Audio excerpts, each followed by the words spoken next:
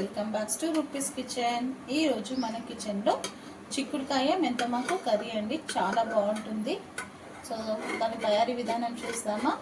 ఇది 1/2 kg చిక్కుడుకాయ అండి. క్లీన్ చేస్తే నాకు ఒక 1/2 kg అంత వచ్చిందండి.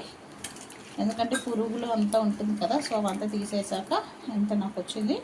ముందుగా బాగా వాష్ చేసేసుకొని ఇంకొక వాటర్ వేసి పెట్టేసుకున్నానండి.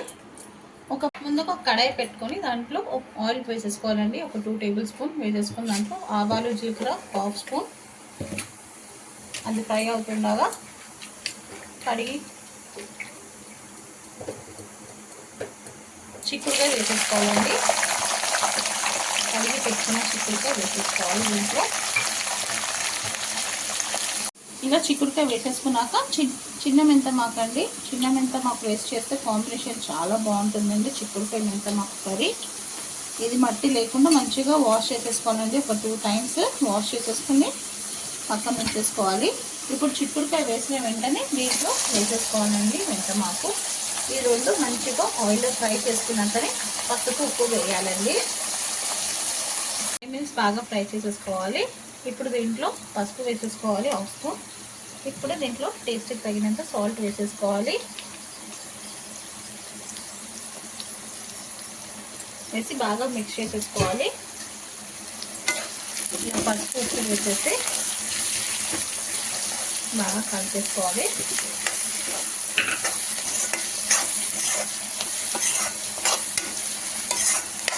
ఇది ఒలవడమే పెద్ద పని అండి. ఇది క్లీన్ చేసి పెట్టుకోవడమే. కర్రీ అవ్వడం కొంచెం సేపట్లో అయిపోతుంది.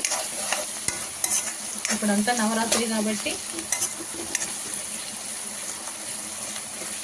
కాబట్టి సో వెజిటేరియన్ చేస్తున్నానండి. అలాగే ఇప్పుడే కారం వేసేసుకోవాలి. నేను ఒక 2 స్పూన్స్ వేస్తున్నాను కారం. ధనియా పౌడర్ 1 స్పూన్ ధనియా పౌడర్ వేసేసి బాగా మిక్స్ చేసేసుకొని ఒక 2 మినిట్స్ మూత పెట్టేద్దామండి. మసాలా అంతా ఈ చిక్కుడుకాయకి బాగా పట్టేలా బాగా మిక్స్ చేసేసుకుందాం. ఒక 2 మినిట్స్ బాగా ఫ్రై చేసుకున్న తర్వాత మనం కట్ చేసి పెట్టుకున్న టమాటానండి. ఇలా మంచిగా రెడ్ కలర్గా టమాటా తీసుకోవాలి. 3 టమాటోస్ ఇలా సన్నగా కట్ చేసేసుకోవాలండి.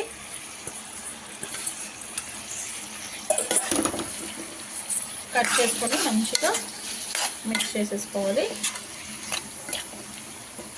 ఇప్పుడు మీడియం ఫ్లేమ్లో పెట్టుకొని కాసేపు ఉడికించుకుందాం కర్రీని.